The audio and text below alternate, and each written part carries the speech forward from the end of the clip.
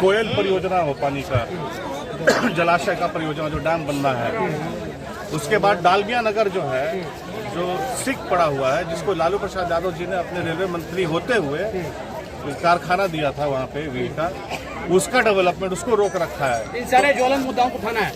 यहाँ की जो जनता थी ये उपेंद्र कुशवाहा को लेकर हमेशा से आक्रोशित रही है, क्योंकि उपेंद्र कुशवाहा भले जीत के जाते थे, जीतने के बाद वो नहीं आते थे। जब मीडिया उनसे सवाल करती थी तो उनका एक ही कहना था, चूंकि हमको मंत्रालय मिल गया और मंत्रालय मिल जाने से हम जगह पे नहीं पहुंच पा रहे हैं, तो इस चीज के लिए हम सॉरी बोलते हैं, माफी मांग रहे थे अपने जनता से। तो क्या चीजें हो जाती है जब जनता के मत से यही प्रतिनिधि जीत के विधानसभा में, लोकसभा में जाते हैं और जीतने के बाद जब ज्वलंत मुद्दाओं को उठाने की जरूरत होती है तो वैसे विधायक, वैसे सांसद कहीं न कहीं मुंह छुड़ाने के लायक भी नहीं रहते, ताकि दोबारा वो आके अपने मतदाता के बीच अपने आप को प्रेजेंट कर पाए और वोट मांग पाए। क्या चीजें होती है इसके लिए?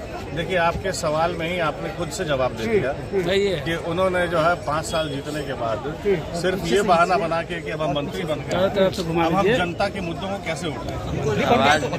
हम जान रहे हैं कैसे कहीं ना कहीं 2019 में महागठबंधन से चुनाव आके लड़े, उससे पहले एनडीए में थे, इस बार फिर एनडीए में चले गए। यानी एक बात तो साफ थी ना, जनता ये समझ चुकी थी कि उपेंद्र कुशवाहा जी का कोई भी आइडियोलॉजी नहीं है, मतलब कि उनका सिर्फ और सिर्फ सत्ता में पहुंचना उनका फिर से कल उनका एक स्टेटमेंट आएगा, चूंकि पवन सिंह थे इसलिए हम चुनाव हार गए, तो हम चुनाव हारते नहीं।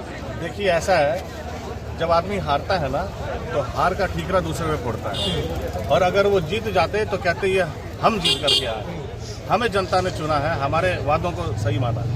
तो जो हारता है वो हताश होकर हमेशा दूसरों पर ठीकरा फोड़ता है। उपेंद्र कुशवाहा जी वही कर रहे हैं। अच्छा, एक थोड़ा सा तीखा सवाल होगा, पवन सिंह के आने से ये लड़ाई थोड़ा रोचक हो गया, या आप लोगों को भी लग रहा था कि कहीं न कहीं ये मामला त्रिकोणीय हो जाएगा, या फिर आप लोग आश्वस्त थे कि हम लोग जीत रहे? देखिए, पवन सिंह जी खुद नहीं आए थे, उनको लाया गया था, भाजपा के शीर्ष नेतृत्व द्वारा लाया गया, क्योंकि वो भी चाहते थे कि उपेंद्र जी का जो है इतिहास खत्म हो जाए, उपेंद्र कुशवाहा हार जाए, ताकि एक अलग से एक सीट जीते हुए को मंत्री न बनाना पड़े, तो एक उनका मंत्रालय चला जाता ना। तो ये पवन सिंह जी खुद नहीं आए, वो भाजपा द्वारा लाए गए, और भाजपा के कुछ बड़े नेता प्रदेश के भी उसमें इन्वॉल्व थे, जिनको खतरा था कि अगर उपेंद्र कुशवाहा जीत जाते हैं तो कुशवाहा के नेता तो आप समझ सकते हैं हमारा धीरे धीरे जनता के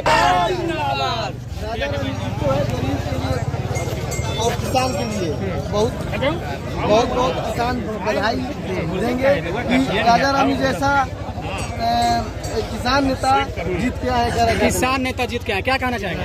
किसान नेता जीत के आए हैं, इनको लग रहा है किसान नेता जरूर जीत के आए हैं, गरीबों से मसीहा हैं और गरीब के ध्यान देते हुए उनको सब, क्योंकि इसके पहले वो विधायक थे।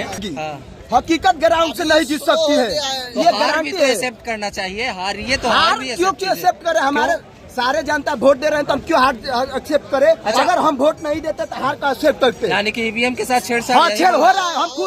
हम खुद थे बक्सर जिला में, हम पोलिंग एजेंट थे, वहाँ पर हम खुद अपने आंखों से देखे, कुछ नहीं है, पतला लग रहा है धागा, मारिए फट दे, ब्लेड से कट दे, हाथ से कोटिए कट जाएगा, भीग दीजिए निकाल कर। अच्छा, तब क्या ईवीएम में क्या हम खुद आंखों से देखे हैं? तो सुप्रीम कोर्ट इसको प्रूव नहीं कर पाई? कुछ नहीं कर रहा है। चुनाव आयोग का कितना न गया है दरखास्त, एक भी बार कुछ सुना है?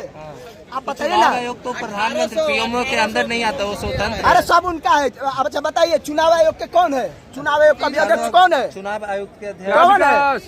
तू सब किसका है? एनडीए के अधीन है। अच्छा, तो तब कैसे कह रहे हैं कि चुनाव आयोग नहीं है? तो क्यों नहीं कोई भी चीज सुना है? सब भागते ही है।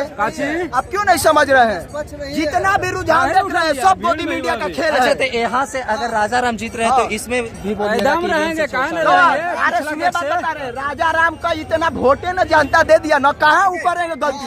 जहाँ शहरी क्षेत्र है, सुनिए बता रहे, जहाँ शहरी क्षेत्र है 10,000 2,000 वोट से वो निकल रहे तो वहाँ पर दिखा देंगे। अच्छा, वहाँ पर अपना दिखाएंगे। हर जगह थोड़े ना 50,000 वोट पे है वहाँ मार्जिन कर देंगे। अच्छा, 4,000 5,000 वोट पे मार्जिन करेंगे। जैसे विधानसभा में हुआ 100 वोट से कोई हारता है विधायक में? अच्छा, मुखिया हारता है ना जी। कहा जाता है एक वोट से हार कहाँ होता है? एक बड़े विधायकी का कभी होता है? देखे हैं इतना 10 साल 20 साल 70 साल से कांग्रेस का सरकार था। आप एक बार बताइए, यूपी में मोदी जी का क्या हाल है? देख रहे हैं, दुर्दशा, लसर रहे घिसला रहे हैं। वही मोदी का हाल होता है। अगर देश में विकास किए होते तो मोदी जी 5 लाख वोटों से जीतते, 10 लाख वोटों से जीतते। जिस तरह से ना आप कि- विश्वास कर रहे हैं हाँ। राजा राम जी पे, क्या लगता है आपके उम्मीद पे खरे उतरेंगे आप लोग? यस उतरेंगे, ये ग्राउंड रिपोर्ट है, ये जमीनी ने। आप एक भी बात बताइए, यहाँ पर पवन सिंह का हालत था कि पवन सिंह जीत रहे हैं 1,50,000 वोट से, और राजा राम सिंह का आप नाम सुने थे? नहीं। तो कैसे जीत गए भाई?